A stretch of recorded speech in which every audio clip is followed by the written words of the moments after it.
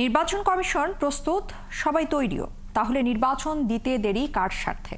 এমন প্রশ্ন তুলেছেন বিএনপির স্থায়ী কমিটির সদস্য আমির খসরু মাহমুদ চৌধুরী।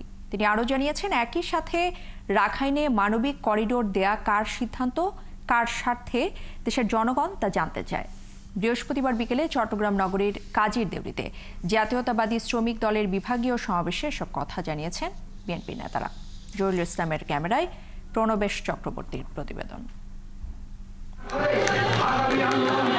মহান মে দিবস উপলক্ষে জাতীয়তাবাদী শ্রমিক দলের বিভাগীয় শ্রমিক সমাবেশে যোগ দিতে দুপুর 2:30টার পর থেকে আসতে থাকেন নেতাকর্মীরা। মিছিল স্লোগানে কানায় কানায় পরিপূর্ণ হয়ে ওঠে নগরীর নাসিমন ভবনে অবস্থিত বিএনপি কার্যালয়ের সামনে থেকে কাজীর দেউরি এলাকা।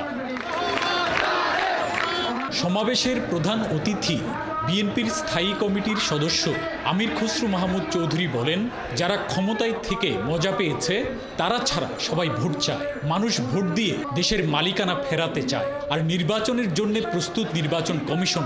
তাহলে নির্বাচন দিতে দেরি কেন প্রশ্ন রাখেন তিনি। নির্বাচন কমিশন প্রস্তুত, সংস্কার সব দেওয়া আছে।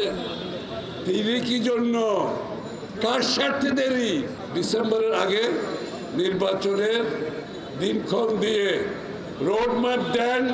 বাংলাদেশের মানুষ তৈরি হতে হবে, বাংলাদেশে আগামী দিনে যারা বিনিয়োগ করতে আসবে তাদেরকে তৈরি হতে হবে। রাখাইনে মানবিক করিডোর দেওয়ার প্রসঙ্গ উল্লেখ করে আমির খসরু মাহমুদ বলেন, এটা কার সিদ্ধান্ত, কার স্বার্থে, এটা মানুষ জানতে চায়। বাংলাদেশে যদি আজকে নির্বাচিত সরকার থাকতো, এই মানবিক করিডোরের আলাপ আলোচনা সংসদে হতো, সংসদে বিতর্ক হতো, সংসদ সিদ্ধান্ত নিত বাংলাদেশের জনগণের চিন্তার পরিপ্রেক্ষিতে। আজকে কার জন্য, কারা কিভাবে এই সিদ্ধান্ত নেওয়ার সাহসিকতা দেখান।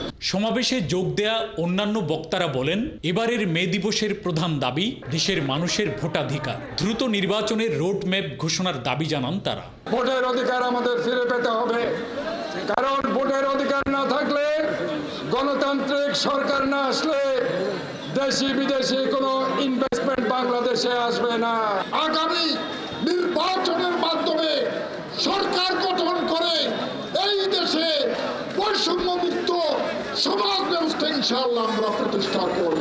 নির্বাচন দিয়ে দেশের গণতান্ত্রিক উত্তরণ দ্রুত নিশ্চিত করার জন্য সমাবেশ থেকে সরকারের প্রতি আহ্বান জানান বক্তারা। প্রণবেশ চক্রবর্তী, 71, চট্টগ্রাম।